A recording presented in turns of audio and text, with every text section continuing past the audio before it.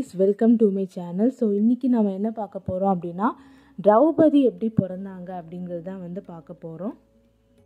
சக்கராவில் ஒரு பிராமணர் வீட்டில் பஞ்ச பாண்டவர்கள் தங்கியிருக்காங்க. அந்த பிராமணர் வீட்டில் இருந்து மற்றொரு பிராமணர் வீட்டுக்கு அவங்க தங்க போகிறாங்க. அங்கே இருக்க அந்த பிராமணர் நிறைய கதைகள் சொல்கிறாரு. நிறைய ராஜாவோட கதைகள், அதுக்கப்புறம் இந்த நாட்டோட வளம் எல்லாமே பற்றியும் அவர் நிறைய கதை சொல்கிறாரு. அதில் ஒரு கதை திரௌபதன் பற்றியுமே அவர் சொல்கிறாரு. ஆச்சாரியார் தன்னை போரில் தோக்கடிச்சிடாரு அப்படின்னு தெரிஞ்சுக்கிட்டு அந்த திரௌபதனுக்கு ரொம்ப கோபம் வருது. நம்ம முன்னாடியே பார்த்த மாதிரி அவர் துரோணாச்சாரியை எப்படியாச்சும் அழிக்கணுங்கிறதுக்காக நிறைய முனிவர்களை தேடி போகிறாரு. அந்த துரோணாச்சாரியரை அழிக்கிறதுக்கு எனக்கு ஒரு மகன் வேணுங்கிறதுக்காக அவர் நிறைய காட்டுக்கு சுற்றிக்கிட்டே இருக்காருங்கிறத பார்த்தோம். அந்த கதையை தான் இந்த பிராமணர் பஞ்ச பாண்டவர்கிட்ட சொல்கிறாரு. என்ன அப்படின்னா, இந்த திரௌபதன் துரோணாச்சாரியரும் குரு வம்சத்தையும் அழிக்கிறதுக்கு தனக்கு ஒரு மகனும் ஒரு மகளும் வேணுங்கிறதுக்காக அவர் நிறைய முனிவர்களை தேடி அலைஞ்சிட்ருக்காரு. அவருக்கு யஜா மற்றும் உபயஜா அப்படிங்கிற 2 முனிவர்கள் கண்டுபிடிக்கிறாரு. அவர் அந்த 2 முனிவர்கள் நிறைய யாகங்கள் நடத்துகிறாங்க. அவங்கக்கிட்ட திரௌபதன் என்ன சொல்கிறாரு அப்படின்னா, என்னையை போரில் தோக்கடிச்ச அந்த துரோணாச்சாரியரை அழிக்கிறதுக்கு எனக்கு ஒரு பையன் வேணும். அது மட்டும் இல்லாமல் அவன் அந்த குரு வம்ச இளவரசர்களால் தான் நான் தோற்று போனேன். அவங்களையும் அழிக்கிறதுக்கு எனக்கு ஒரு குழந்தையும் வேணும் அப்படிங்கிற மாதிரி திரௌபதன் சொல்கிறாரு. அதனால் அந்த யஜாவும் உபயஜாவும் நிறைய பெரிய யாகங்கள் எல்லாமே நடத்துகிறாங்க. யாகத்துலேருந்து முதல்ல ஒரு பையன் வர்றாரு.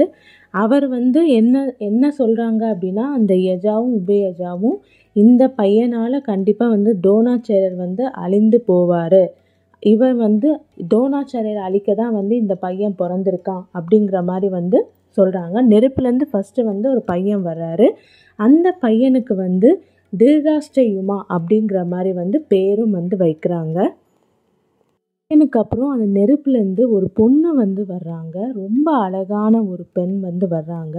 அவங்க கருப்பு நிறத்தில் இருக்காங்க. அவங்க முடி கருன்னு ரொம்ப சுருட்ட முடியாக இருக்குது. இந்த உலகத்திலே இவங்களுக்கு அழகுக்கு யாருமே ஈடு இல்லாத அழகில் அவங்க இருக்காங்க. அவங்க கருப்பு நிறத்தில் இருக்கனால திரௌபதன் அவங்களுக்கு கிருஷ்ணான்னு பேர் வைக்கிறாரு. அவங்க தான் திரௌபதி. அந்த யஜா முனிவர் என்ன சொல்கிறாரு அப்படின்னா, இவனால் இந்த பொண்ணால் குருவம்சமே அழிஞ்சு போகும். குருவம்சம் அழிகிறதுக்கு இவ தான் காரணமாக இருப்பா அப்படிங்கிற மாதிரி சொல்லிடுறாரு. இதையே அந்த பிராமணர் சொல்லி முடிச்சதுக்கப்புறம் பஞ்ச பாண்டவர்களுக்கும் குந்திக்கும் என்ன பண்ணுறதுனே தெரியலை. ரொம்ப குழப்பம் அடைகிறாங்க. இப்படி திரௌபதன் ஒரு வரம் வாங்கியிருக்கான் அப்படின்னு தெரிஞ்சதுக்கப்புறம் அவங்களுக்கு கொஞ்சம் நிம்மதி இல்லாமல் இருக்குது. குந்தி என்ன சொல்கிறாங்க அப்படின்னா, இதுதான் நமக்கான நேரம், நாம் இப்போ பாஞ்சாலத்துக்கு போகணும் அப்படிங்கிற மாதிரி குந்தி சொல்கிறாங்க. அது கேட்டவுடனே நீங்கள் சொன்னதுக்கப்புறம் நாம் ஏன் இங்கே இருக்கணும், இங்கேருந்து நம்ம நேராக பாஞ்சாலத்துக்கு போகலாம் அப்படின்னு சொல்லிட்டு பஞ்ச பாண்டவர்களும் குந்தியும் பாஞ்சாலத்தை நோக்கி போகிறாங்க.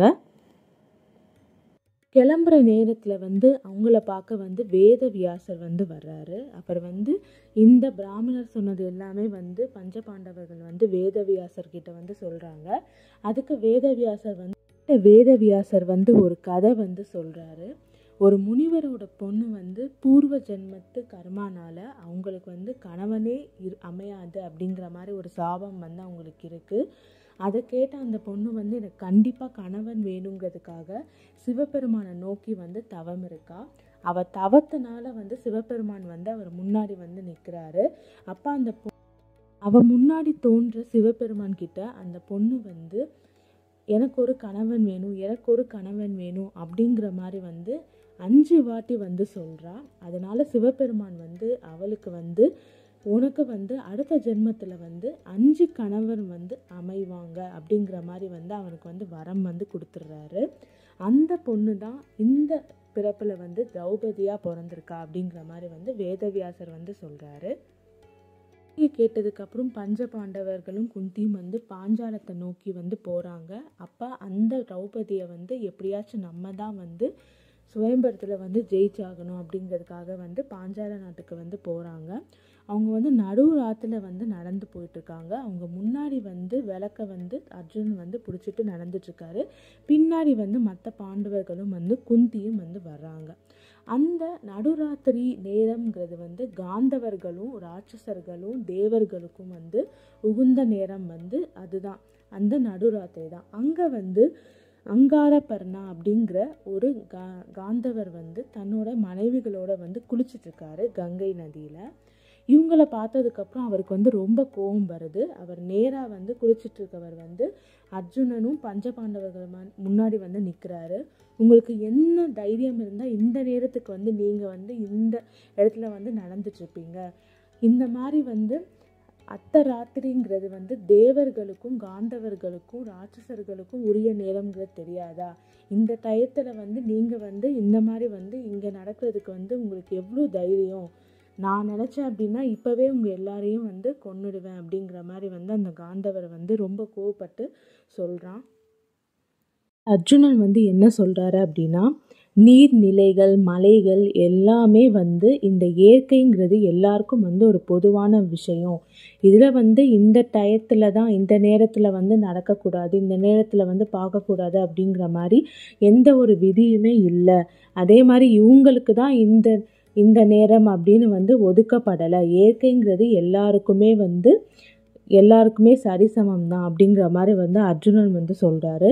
நான் எவ்வளோ சொல்லி நீ கேட்க மாட்டேங்கிறல, என் கூட வந்து போர் புரியவா அப்படின்னு சொல்லிட்டு அந்த கந்தர்வன் வந்து அர்ஜுனனை வந்து கூப்பிட்றான். அர்ஜுனன் வந்து என்ன பண்ணுறாரு அப்படின்னா, என் கூட மோதுனா நீ தான் வந்து இறந்து போவ.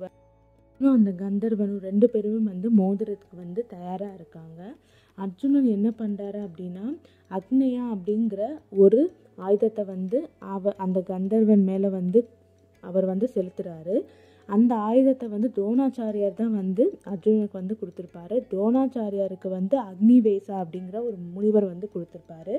அந்த ஆயுதத்தை வந்து அவர் வந்து அந்த கந்தர்வன் மேலே செலுத்தினதுக்கப்புறம் அந்த கந்தர்வனோட ரதம் எல்லாமே வந்து உடஞ்சி போயிடும். அவனும் வந்து கீழே விழுந்துருவான்.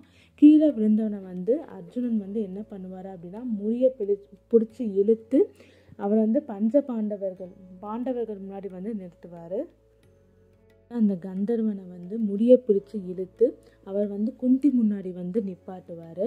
அதை பார்த்து அவரோட மனைவி வந்து பதறி போய், என்னோட கணவனை வந்து எப்படியாச்சும் காப்பாற்றுங்க உங்கள் தம்பிக்கிட்ட இருந்து அப்படின்னு சொல்லிட்டு தர்மர்கிட்ட வந்து வேண்டுவாங்க. தர்மர் வந்து உடனே அர்ஜுனன்கிட்ட வந்து, நீ வந்து இப்படியெல்லாம் பண்ணாத, ஒரு பெண் வந்து நம்மக்கிட்ட வந்து வேண்டி வந்து ஒரு வேண்டுகோள் வந்து வைக்கிறா, அதனால் வந்து அவனோட கணவனை விற்று அப்படிங்கிற மாதிரி வந்து சொல்கிறாரு. உடனே அர்ஜுனனும் வந்து அந்த கந்தர்வனை வந்து விற்றுவார். அங்காரபர்ணா வந்து என்ன சொல்கிறாரு அப்படின்னா, அர்ஜுனன் கிட்ட வந்து, நீங்கள் எனக்கு வந்து உயிர் பிச்சை வந்து கொடுத்துட்டீங்க, அதுக்கு பதிலாக நான் வந்து கந்தர்வர்களுக்கு தெரிஞ்ச மந்திர சக்திகளை வந்து உங்களுக்கு வந்து சொல்லித்தரேன்.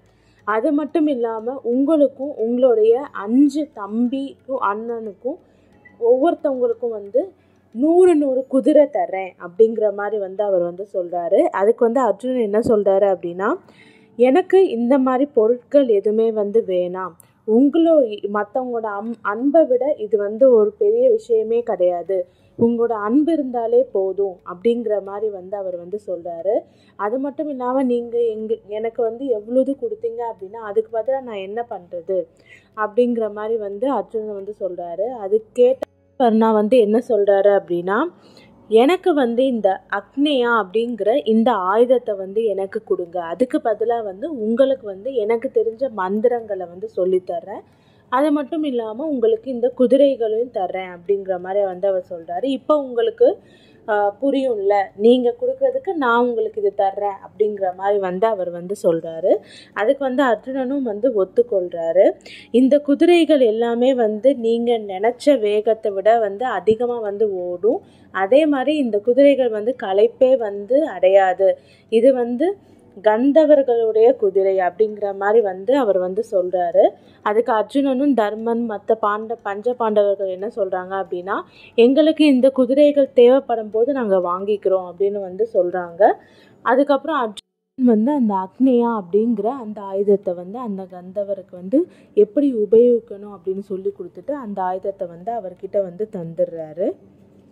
அக்னியா வந்து பஞ்ச பாண்டவர்களை வந்து வழி நடத்திட்டு வந்து பாஞ்சாலத்துக்கு வந்து போகிறாரு. போகிற வழியில் நிறைய பிராமணர்கள் வந்து அவங்கள வந்து சந்திக்கிறாங்க. அவங்கெல்லாம் என்ன சொல்கிறாங்க அப்படின்னா, நீங்கள் யார் அப்படிங்கிற மாதிரி வந்து கேட்குறாங்க. நாங்கள் வந்து பாஞ்சாலத்துக்கு போயிட்டுருக்கோம் அப்படின்னு வந்து இவங்க சொல்கிறாங்க. அதுக்கு வந்து திரௌபதியோட சுயம்பரம் வந்து நடக்க போகுது. நாங்கள் எல்லாமே வந்து அது பார்க்க தான் வந்து போகிறோம். இது ஒரு பெரிய பண்டிகை மாதிரி வந்து நடக்குது. அங்கே போகிறவங்களுக்கு வந்து நிறைய பரிசுகள் வந்து வழங்கப்படுது. அது மட்டும் இல்லாமல் நிறைய வந்து நடனம் நாட்டியம் எல்லாம் வந்து நடக்குது. அது எல்லாமே போய் பார்க்கலாம், ரொம்ப நல்லா இருக்கும். யாரை வந்து திரௌபதி வந்து கல்யாணம் பண்ணிக்கிறா, எந்த வீரனை கல்யாணம் பண்ணிக்கிறா, எந்த நாட்டு அரசனை கல்யாணம் பண்ணிக்கிறா அப்படிங்கிறதெல்லாம் பார்க்கலாம், நீங்களும் எங்கள் கூட வாங்க அப்படிங்கிற மாதிரி வந்து அந்த பிராமணர்கள் வந்து சொல்கிறாங்க. அந்த பிராமணர்களில் ஒரு பிராமணர் வந்து என்ன சொல்கிறாரு அப்படின்னா, உங்கள் 5 பேரையும் பார்க்கும்போது தேவர்கள் மாதிரி வந்து ரொம்ப அழகாகவும் வீரமாகவும் இருக்கீங்க. யாருக்கு தெரியும்ப்பா, திரௌபதி வந்து உங்கள் 5 பேரில் கூட யாராச்சும் வந்து தன்னுடைய கணவனாக வந்து மாலையிடலாம் அப்படிங்கிற மாதிரி ஒரு பிராமணர் வந்து சொல்கிறாரு. அதை பாண்டவர்கள் வந்து பாஞ்சாலத்தை வந்து அடைகிறாங்க. அங்கே வந்து ஒரு பானை செய்பவர் வீட்டில் வந்து அவங்க வந்து தங்குறாங்க, அடைக்கலம் வந்து வேண்டி தங்குறாங்க. இதோட வந்து இந்த சாப்டர் வந்து முடியுது. அடுத்த சாப்டரில் வந்து திரௌபதியோட சுயம்பரத்தை பற்றி பார்க்க போகிறோம். திரௌபதி வந்து யாருக்கு வந்து மாலையிட போகிறாங்கன்றதை வந்து பார்க்க போகிறோம். தொடர்ந்து மகாபாரத கதையை கேட்குறதுக்கு என்னோடய சேனல் லைக் பண்ணுங்கள், கமெண்ட் பண்ணுங்கள், சப்ஸ்கிரைப் பண்ணுங்கள்.